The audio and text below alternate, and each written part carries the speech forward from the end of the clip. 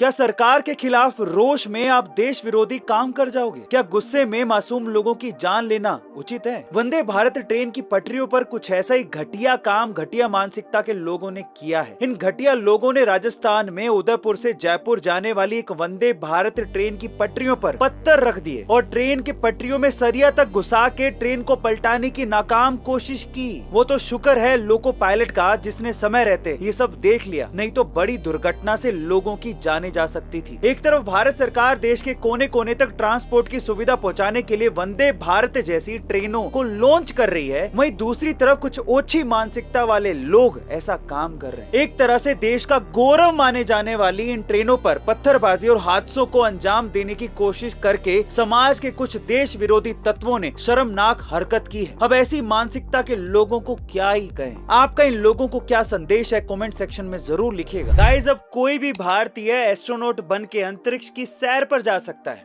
और इसके लिए आपको मदद करेगी भारत की स्पेस एजेंसी इसरो। जी हाँ, स्पेस टूरिज्म को बढ़ाने के लिए इसरो खुद के स्पेस टूरिज्म मॉड्यूल पर काम कर रहा है, जो लगभग साल 2030 तक पूरा हो जाएगा। अगर भारत इसमें सफल हो गया तो अमेरिका, जापान और चीन के बाद स्पेस टूरिज्म में एंट्री करने वाला भारत चौथा देश बन जाएगा।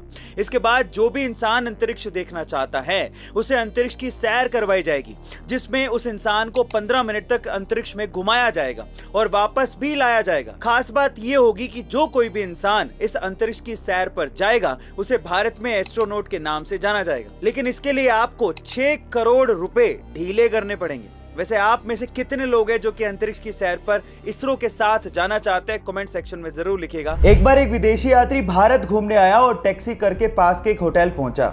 जैसे ही वो होटल में चेक इन कर रहा था उसे पता लगा कि उसका पर्स टैक्सी में रह गया है। उसने होटल वालों को कहा कि प्लीज आप टैक्सी वाले से कॉन्टेक्ट करिए, लेकिन उन्होंने कहा कि हमारे पास टैक्सी वालों के कॉन्टेक्ट नंबर नहीं है। उसने भी बहुत कोशिश करी लेकिन टैक्सी वाले का कहीं पता ही नहीं लगा। वो पूरी तरह से घबरा गया था क्योंकि उसका क्रेडिट कार्ड, उसके आइडेंटिटी कार्ड सब पर्स के अंदर थे। लेकिन 2 घंटे बाद वो टैक्सी वाला आया और उसने उस विदेशी यात्री को उसका पर्स थमा दिया। विदेशी यात्री ने खुश होकर उसे $70 देने की कोशिश करी, लेकिन उसके बाद जो टैक्सी वाले ने जवाब दिया वो आप लोगों को सुनना चाहिए। टैक्सी वाले ने कहा कि इस रिवॉर्ड के लिए मैंने आपको आपका पर्स वापस नहीं किया है, मैंने आपको आपका पर्स इसलिए वापस किया है क्योंकि ये आपका है। अतिथि देवो भव की भावना को साकार करने वाले उस टैक्सी वाले को मेरा सलाम। वो साल भर से इस रेस के लिए तैयारी कर रहा था, वो जीत का दावेदार भी था, लेकिन जैसे उसने ट्रैक पर दौड़ना शुरू किया थोड़ी देर में ही उसके पैर की मांसपेशियों में खिंचाव आ गया और वो कराते हुए ट्रैक पर ही बैठ गया। वो रेस हार चुका था, लेकिन उसके बाद भी थोड़ी देर में वो खड़ा हुआ और लंगड़ाते हुए अपनी रेस को पूरा करने की कोशिश करने लगा।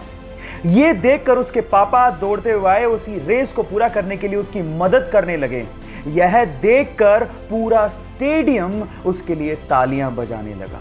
गाइस, यहां सीखने लायक बात यह है कि जिंदगी में रेस को जीतने की बजाय रेस को पूरा करना ज्यादा मायने रखता है।